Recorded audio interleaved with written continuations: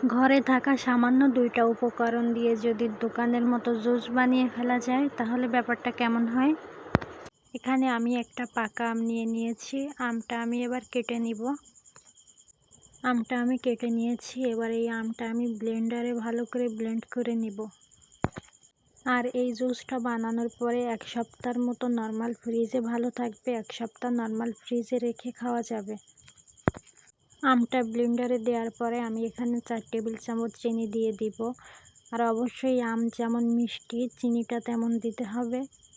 যদি টক হয় তাহলে সেই ক্ষেত্রে চিনির পরিমাণটা একটু বেশি দিয়ে দিতে হবে। চিনি দেওয়ার পরে আমটা ভালো করে ব্লেন্ড করে নিতে হবে যেন ভিতরে কোনো দলা পাকানো না থাকে।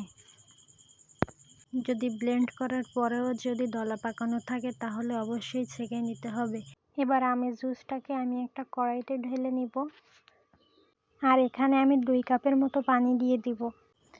এখানে আমের ঘনত্ব বুঝে পানি দিতে হবে। আমি একটা আম দিয়ে করেছিলাম, আমার ২ কাপের মতো পানি তো হয়ে যাবে। পানিটা দেওয়ার পরে পানির সাথে আমের জুসটাকে খুব ভালো করে চামচ দিয়ে মিশিয়ে নিতে হবে। মিশিয়ে নেওয়া হয়ে গেলে গ্যাসের জালটা অন করে যতক্ষণ না বলক আসে ততক্ষণ জাল করে নিতে হবে। আমার প্রায় ৫ মিনিট জাল করার পরে এরকম বলক চলে এসেছে। এখন আমি গ্যাসটাকে অফ করে দিব।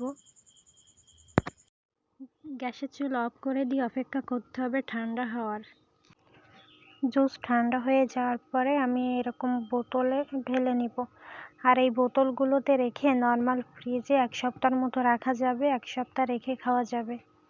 বোতলে রাখার একমাত্র কারণ হচ্ছে আমার ছেলে, কারণ ও শুধু দোকানের জুস খেতে চায়। এক কথায় বলা যায় আমি আমার ছেলেকে বোকা বানানোর জন্য বোতলের ভিতর রেখেছি।